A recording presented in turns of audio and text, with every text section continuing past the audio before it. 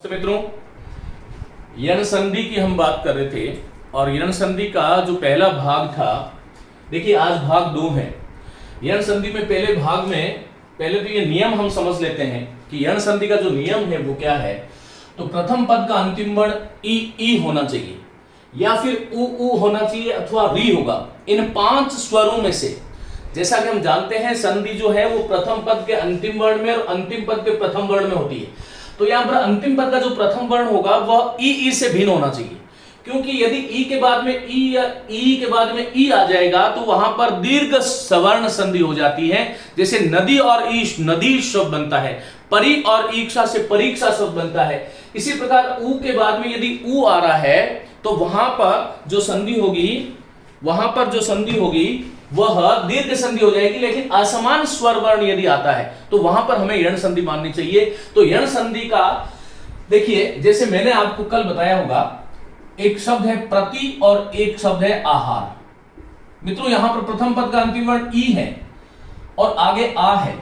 हमें याद ये रखना है कि ई तो प्रथम पद का अंतिम वर्ण ई तो दीर्घ संधि में भी आ सकता है। जैसे प्रति के बाद में ईक्षा शब्द आया, लेकिन यहां दीर्घ संधि में क्या होता है, ये दीर्घ संधि की संरचना बन रही है। देखिएगा, कारण यह है क्योंकि दीर्घ संधि में भी यही वर्ण आते हैं, लेकिन वहां पर सवर्ण होता है, मानी समान वर्ण होते हैं। तो प्रति और ईक्षा को जोड़ोगे तो ई के बाद में ई आ रहा है, मतलब ई और ई परस्पर समान वर्ण है, सवर्ण है, असमान नहीं है। इसलिए ये जो संरचना है ये दीर्घ संधि की नहीं हो सकती, ये हमें ध्यान रखना चाहिए। मित्रों, यहां पर देखिएगा, यहां ई के बाद में आ आया, इसका मतलब ई और आ ये परस्पर क्या हो गया, असमान स्वर हो गया, मानी भिन्न स्वर हो गया। और यदि ऐसा होता है तो ई के स्थान पर हमें क्या करना चाहिए, य, और उ के स्थान पर व और री के स्थान पर र कर देना चाहिए। यही यण संधि है। जो संस्कृत के अभ्यर्थी हैं ध्यान दें, वहां पर एक चौथा और भाग होता है यण संधि को, जिसको ली के स्थान पर ल आदेश हो जाता है। चूंकि हिंदी में वह नहीं है इसलिए मैंने लिखा नहीं है। तो यण संधि के 3 पार्ट होते हैं। यण संधि के 3 पार्ट होते हैं। कौन कौन से? ई के स्थान पर य, उ के स्थान पर व और री के स्थान पर र। चलिए आइएगा, हम इस पार्ट की बात कर रहे हैं। यहां पर देखो, प्रति और आहार को जोड़ा तो प्र और त में से जो ई था उसको मैंने क्या करना है, हमें य कैसा होता है, हलंत, लेकिन आहार वाला इसमें जोड़ दोगे तो ये शब्द क्या बनेगा, प्रत्याहार। याद करें, पूर्व के व्याख्यान में मैंने आपको ये कहा था कि यण संधि की एक पहचान है कि य, व और र से पूर्व हलंत वर्ण आना आवश्यक है। तो यहां पर देखिएगा हलंत वर्ण, क्योंकि जितने भी शब्द आएंगे, जैसे ये य आया और य से पहले ये त जो आ रहा है ये हलंत वर्ण है, इसका मतलब यहां पर यण संधि हो गई। चलिए मित्रों, आगे हम बात करते हैं। जो पूर्व का व्याख्यान भाग 1 था उसमें मैंने प्रति, परि, अधि, अभि, अति, नि और वी से बनने वाले शब्दों के बारे में मैंने आपसे बात करी थी। हमारी व्याकरण में 22 उपसर्ग हैं हिंदी व्याकरण में, और 22 उपसर्गों में से 7 उपसर्ग ऐसे हैं जो ई स्वरांत है, मानी ह्रस्व ई। और जैसा कि देख रहे हो, प्रति में ई आ रहा है, परि में ई आ रहा है, इसके बारे में हम बात कर चुके हैं। आज हम शुरू करते हैं त्रि से। आइएगा, त्रि से बनने वाले 2 शब्द हैं हिंदी में जो चलते हैं, बार बार परीक्षाओं में पूछे जाते हैं। मित्रों, त्रि के साथ में जब अक्षर जोड़ते हैं, त्रि के साथ में जो अक्षर जोड़ते हैं, देखो त में त्र है, त्र में ई है, तो त्र हलंत हो गया, ई जो था उसका य हो गया, और य कैसा होगा, हलंत होगा। फिर अक्षर वाला अ इसमें जुड़ जाएगा तो यह पूरा हो जाएगा और ये शब्द बनेगा त्र्यक्षर। और ये त्र्यक्षर जो शब्द है इसका अर्थ होता है ओम, मानी 3 अक्षरों वाला। अकार, उकार और मकार 3 अक्षर है इसमें, इसलिए हमने इसको त्र्यक्षर कहा। इसी प्रकार से भगवान शिव का एक विशेषण है त्रि और अंबक। त्रि और अंबक कहते हैं आंख को, अंब कहते हैं माता को, और अंबक कहते हैं आंख को, और अंबु कहते हैं जल को। तो देखो, त्रि और अंबक को जोड़ोगे तो प्रथम पद का अंतिम वर्ण ई है, आगे अ है, इसका मतलब ई के बाद में समान स्वर नहीं है, असमान स्वर है। और मैं त्र में से ई निकालूंगा तो ये त्र हलंत हो जाएगा, और ये जो ई आ रहा है इस ई के स्थान पर मैंने य कर दिया, त्र्य बन गया, यह भी हलंत होता है।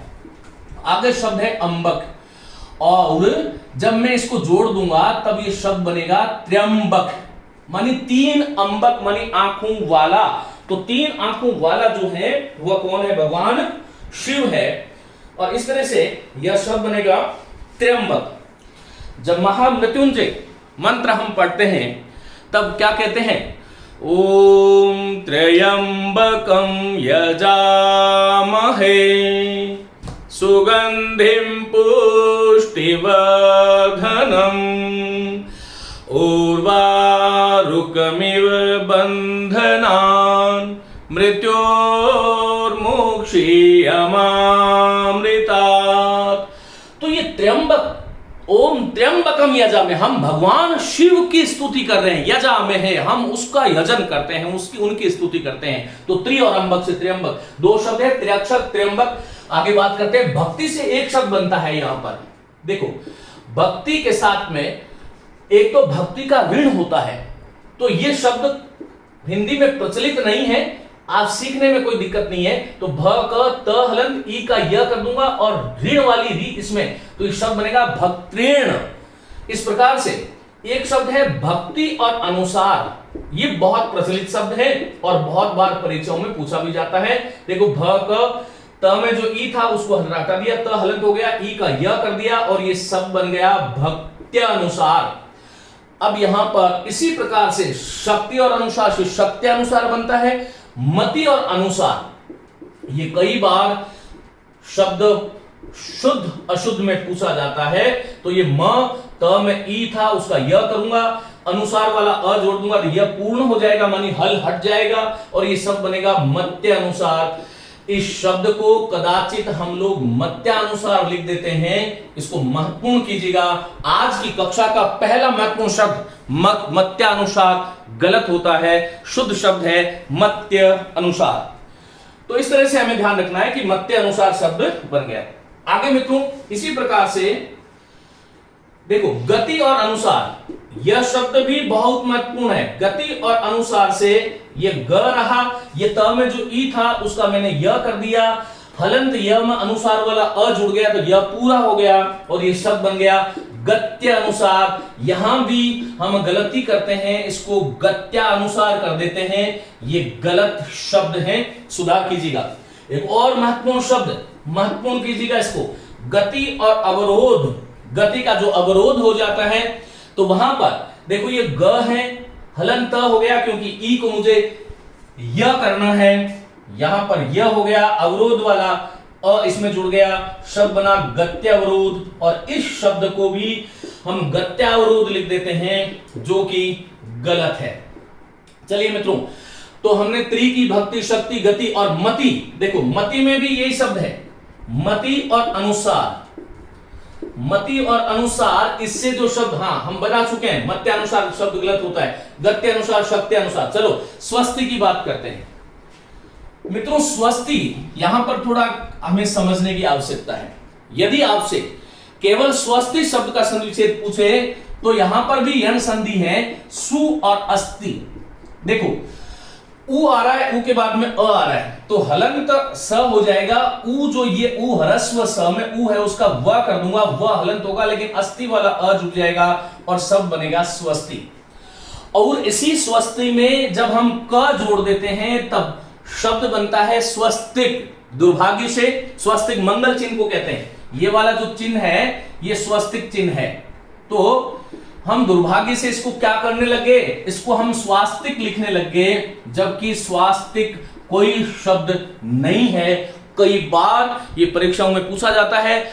मूल रूप से स्वस्ति शब्द है और संस्कृत का कप प्रत्यय है, इसलिए शब्द जो बनेगा वह बनेगा स्वस्तिक। चलिए आगे चलता हूं। लेकिन स्वस्ति को यदि मैं अखंड पद मान लूं और फिर इसमें ई वाले में आ जाऊं तो स्वस्ति और अयन बहुत अच्छा प्रचलित और बहुत बार पूछा जाने वाला शब्द है। देखो कैसे लिखूंगा, स्व स फिर व फिर स हलंत। स तो पूर्व से हलंत है, त में जो ई है ई को निकालना पड़ेगा क्योंकि ई को हमें य करना है, त हलंत हो गया। ई जो यहां पर ये ई देख रहे हो इसका य हो जाएगा, यह हलंत होता है, अयन वाला अ इसमें जुड़ जाएगा और ये सब बनता है स्वस्त्ययन। ये शुद्ध अशुद्ध में भी पूछा जाता है कई बार परीक्षक इसको स्वस्त्यायन ऐसे दे देते हैं, तो ये ध्यान रखिएगा, कई बार स्वस्त्यायन दे देते हैं। यहां पर दो यह होता है, यदि आप किसी भी चीज को पूरी परंपरा से, एक परिपाटी से यदि पढ़ते हो तो कहीं भी अशुद्धि होने की संभावना नहीं होती है। तो शब्द क्या बनेगा? स्वस्त्ययन। इस प्रकार से यह शब्द बन जाता है। चलो मित्रों, स्वस्ति की बात हमने कर ली, दो शब्द और बच जाते हैं। देखो, एक तो शब्द है दधी, ओदन कहते हैं चावल को, ओदन चावल, तंडुल और ओदन, तंडुल जो कच्चे चावल है, ओदन पके हुए चावल। तो दही के साथ जो चावल, जो भोजन खाया जाता था, देखो द लिखूंगा, ध हलंत कर दूंगा, ई का य कर दूंगा और य में ओ की वर्तनी जुड़ जाएगी तो को की तरह यो हो जाएगा, शब्द बनेगा दध्योदन, मानी दधी और ओदन। इस प्रकार से यह शब्द बन जाएगा। इसी प्रकार से एक शब्द और रहा है, यहां पर देखिएगा, जैसे मैंने कहा राशि, और राशि के साथ में एक शब्द आता है अंतरण, और यह शब्द रीट में भी पूछा गया, सेकंड ग्रेड फर्स्ट ग्रेड में भी पूछा गया। ये शब्द देखिएगा, रा श हलंत हो जाएगा, ये जो ई है उसका हम य कर रहे हैं, और अंतरण वाला अंग इस पे बिंदु लग जाएगा और शब्द बनेगा राशंतरण। तो इस प्रकार से हमें इन बातों का ध्यान रखना चाहिए। चलिए, ये शब्द हो गए त्रिभक्ति, शक्ति, गतिमति, स्वस्ति, दधि और जो है राशि। अब इन शब्दों में, सभी शब्दों में जो अभी तक हमने किया था वह ह्रस्व ई वाला था, ह्रस्व ई, जिसको हम छोटी ई, लघु ई, एक मात्रिक ई कहते हैं। चलिए मित्रों, अब ये कुछ शब्द हैं जिनमें दीर्घ ई का प्रयोग होता है, क्योंकि ह्रस्व और दीर्घ दोनों ही ई के स्थान पर यह आदेश होता है। चाहे ह्रस्व आ जाए चाहे दीर्घ आ जाए, कोई फर्क नहीं पड़ता। और इसमें जो सबसे ज्यादा जिस शब्द को पूछा जाता है वो स्त्री शब्द को लेकर के पूछा जाता है। आप पुराने प्रश्न पत्र को देखिएगा, एक शब्द है स्त्री और एक धन है, एक शब्द है उपदेश। तो यहां पर देखियो, स, फिर त्र में से ई निकालूंगा, ये त्र इस प्रकार से, जिसको हम स्वर रही, जिसको आप हलंत बोलते हैं, आधा बोलते हैं, ये त्र हो गया। ये जो दीर्घ ई था उसका मैंने य कर दिया, यह कैसा होगा? हलंत होगा। उपदेश वाला उ इसमें जुड़ जाएगा तो ये छोटी उ की मात्रा लग जाएगी, शब्द बनेगा स्त्रूपदेश। इन शब्दों में, स्त्री से बनने वाले शब्दों में जो गलती शुद्ध अशुद्ध में पूछा जाता है वो क्या होता है कि हम स्त्रोपदेश कर देते हैं, और ये स्त्रोपदेश कोई शब्द नहीं होता, शब्द होता है स्त्रूपदेश। इसी प्रकार से एक शब्द है स्त्री, स्त्री में त्री बड़ा होता है, ये भी ध्यान रखना। कुछ लोग स्त्री को ऐसे लिख देते हैं, ये गलत है। स्त्री कभी ह्रस्व नहीं होती, कभी छोटी नहीं होती। स्त्री, जननी, पति, नारी, लक्ष्मी, इस प्रकार के, श्रीमती, पत्नी, ये जितने भी शब्द हैं ये हमेशा दीर्घ होते हैं, दीर्घ इकार का इसमें प्रयोग होना चाहिए, ये ध्यान रखो। स्त्री और उचित शब्द को जोड़ते हैं तो शब्द को स, त्र, ई का, ये दीर्घ ई है, ई का य कैसा? हलंत, उचित वाला उ, शब्द क्या बना? स्त्री उचित। क्या ये सही शब्द है? हाँ या ना? ये मैंने उचित लिखा है, उचित नहीं है, तो ये ध्यान रखो। ये इस प्रकार की चीजें छोटी छोटी होती हैं लेकिन बहुत काम की है, और इसको हम कहीं कहीं पर स्त्रीउचित लिख देते हैं, ये गलत है। इसी प्रकार से रीट में भी पूछा गया स्त्री और उपयोगी, स्त्री और उपयोगी। देखो, स, त्र, य, ई का य, उपयोगी का उ, और ये शब्द बनेगा स्त्रूपयोगी। इनको बोलना भी हमें ऐसे ही चाहिए, स्त्रूपयोगी। इसको भी स्त्रोपयोगी कर देते हैं, स्त्रोपयोगी, ये गलत है। इनमें यो का प्रयोग कभी भी नहीं करना चाहिए। इसी प्रकार से स्त्री के साथ में जब अंग जोड़ देते हो तब ये शब्द बनता है स्त्र्यंग। स्त्री के साथ में जब आचरण जोड़ देते हो तब शब्द बनता है स्त्रियाचरण, स्त्रियों जैसा आचरण। और स्त्री के साथ में जब आदेश जोड़ देते हो तो शब्द बनता है स्त्रियादेश। और स्त्रियों की एकता, स्त्रीएकता, और स्त्री का औदार्य, स्त्रौदार्य, इन शब्दों को यहां पर मैंने लिखा है। इनका संधि विच्छेद करें, इनको बनाना सीखिएगा। इन सभी शब्दों को बनाने का यही तरीका होता है, जहां पर भी आपको ई दिखे और ई के बाद में यदि असमान स्वर वर्ण आ जाए तो वहां पर हमें ई का य कर देना चाहिए, और समान स्वर यदि आए तो वहां पर हमें दीर्घ संधि माननी चाहिए। चलिए आइए बात करते हैं आगे, स्क्रीनशॉट लें इसका तुरंत।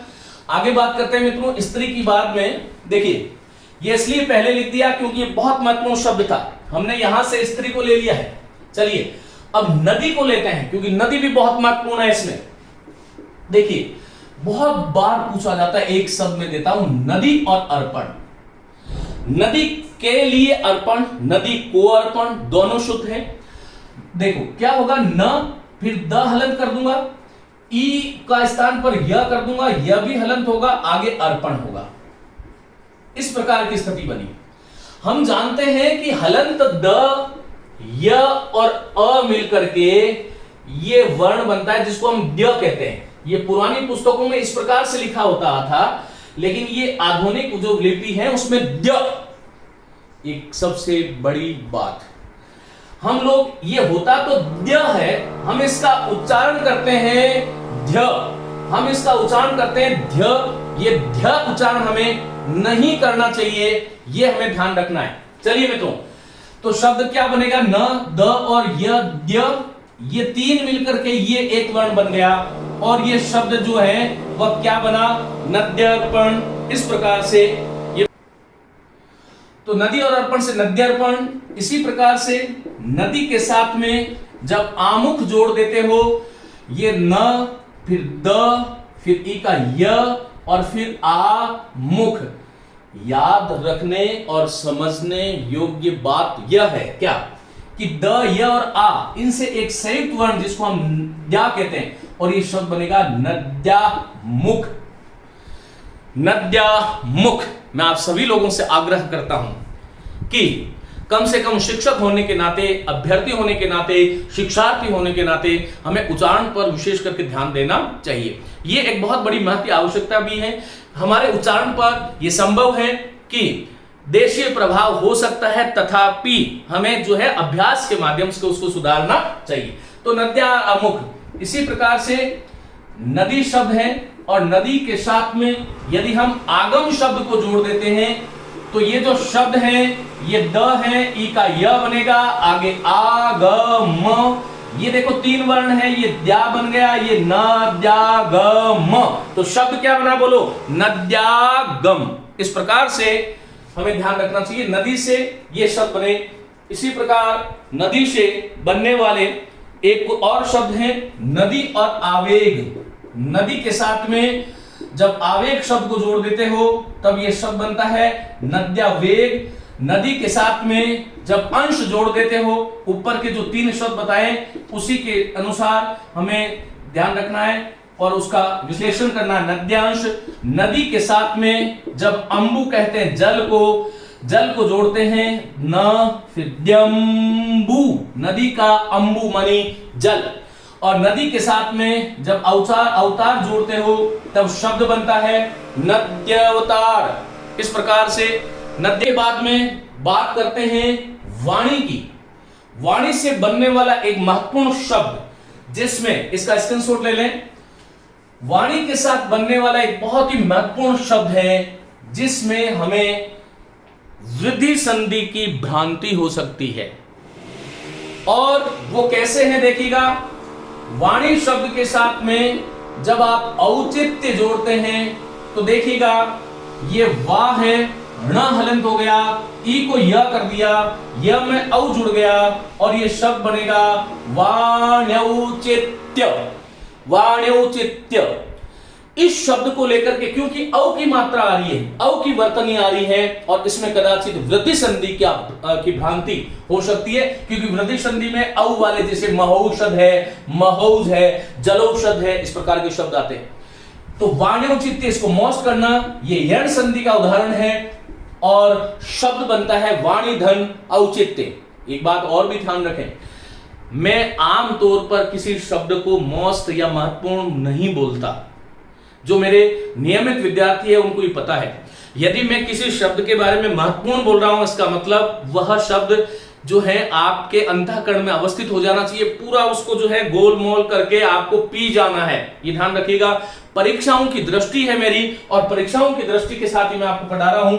इसी प्रकार से एक शब्द है वाणी और औदार्य, और ये शब्द बनता है, देखो वाणी में इस ई निकाल दिया, न हलंत ई का य किया, य में औ की मात्रा जुड़ गई, वाण्यौदार्य, वाण्यौदार्य। इसी प्रकार से वाणी के साथ में उच्चित जो शब्द, यदि जो वाणी है जो उच्चित, तो वाण्युच्चित, वाण्युच्चित, इस प्रकार से ये शब्द बनते हैं। तो चलिए, वाणी से स्त्री, नदी और वाणी से बनने वाले शब्दों की हमने बात करी, इसको आप स्क्रीनशॉट ले लें। हम आगे चलते हैं और बात करेंगे नारी की। मित्रों देखिए, नारी शब्द के साथ में आचरण शब्द का प्रयोग होता है। आचरण में आ उपसर्ग है, यहां पर ना हो गया, र हलन करेंगे, ई का य होगा, आगे है आचरण। ये शब्द किस प्रकार से बनता है उसको मैं आपको बता रहा हूं। तो ये ना, फिर र य, अब ये शब्द कैसे बनेगा, र ऊपर चला जाएगा, ध्यान रखना, य में आ जुड़ जाएगा तो या बन जाएगा, र ऊपर चला जाएगा, शब्द बनेगा नार्याचरण। इसी प्रकार से एक शब्द है नारी और उचित। ये शब्द देखो, ना है, र हलंत हो जाएगा, ई का य कर दूंगा, आगे उचित है, इन शब्द को जोड़ दूंगा तो ये शब्द बनेगा नार्युचित, नार्युचित। और नारी के आदेश से यदि बात करोगे, नार्यादेश, तो नारी से यही शब्द बनते हैं। चलिए आगे बात करते हैं सखी से बनने वाले शब्दों की। मित्रों देखिए, पहला शब्द जो बहुत पूछा गया है आज तक वो है सखी और आगमन। सखी जो है सहेली, मित्र को कहते हैं, सखा का सखी, ये स, फिर ख हलंत, फिर ई का य, आगमन वाला आ, तो या सखी, सखी और आगमन को जोड़ोगे तो शब्द जो बनेगा वह बनेगा सख्यागमन। इसी प्रकार से सखी के साथ में जब आदेश शब्द को जोड़ देते हो तब ये स है, फिर ख, फिर यादेश, और ये शब्द बनेगा सख्यादेश। और सखी और अवतरण जोड़ दोगे, सखी और अवतरण जोड़ दोगे, अवतरण शब्द को जोड़ दोगे तो ये शब्द बनेगा सख्यावतरण। इस प्रकार से ये तीन शब्द हो गए जो महत्वपूर्ण है। चलिए हम देवी की बात कर लेते हैं। मित्रों देवी और अवतरण, देवी का अवतरण, ये बहुत ही महत्वपूर्ण शब्द है और शुद्ध अशुद्ध में भी पूछा जाता है। और ये शब्द बनेगा देवी, वी का हलंत हो गया, ई का य बन गया, हलंत ये में अवतरण का अ जुड़ गया तो यह पूरा हो गया, और ये शब्द बनेगा देव्य, देव्य, देव्य अवतरण। इस प्रकार से हमें ध्यान रखना है कि देवी से बनने वाले शब्द कौन कौन से हैं। इसी प्रकार से देवी के साथ में जब आशा शब्द जोड़ते हो, ये बहुत बार पूछा गया शब्द है, तो ये शब्द बनता है देव्याशा। और देवी के साथ में जब एकता जोड़ते हो, देवी के साथ में जब एकता जोड़ते हो तब देखो ये दे है, वह हलंत हो जाएगा, ई का ये हो जाएगा, एकता की एक वर्तनी लग जाएगी, देव्यता, और ये एक शब्द रहा, और देवी और अर्पण ये शब्द जोड़ेगा तो शब्द बनेगा देव्यार्पण। ये ध्यान रखना है। तो ये शब्द थे देवी, सखी, नारी, स्त्री, नदी और वाणी। मित्रों मैं आपको हर दिन कहता हूं, हिंदी व्याकरण हो चाहे संस्कृत हो या कोई भी विषय हो, यदि हम उस विषय को एक क्रमबद्ध तरीके से यदि पढ़ते हैं तो कभी भी कहीं भी भूलने की कहीं कोई जो है समस्या हो ही नहीं सकती। यण संधि का पहला पार्ट हमारा समाप्त हुआ। यण संधि का दूसरा पार्ट, प्रथम पद का अंतिम वर्ण उ हो और असमान स्वर हो तो वह हो जाता है, री होगा तो र हो जाता है। इसके बारे में बात करेंगे हम अगली कक्षा में। खूब आप इसका स्वाध्याय करें, अध्ययन करें और बार बार इसको अभ्यास करें। नमस्ते, आप सभी को शुभकामनाएं।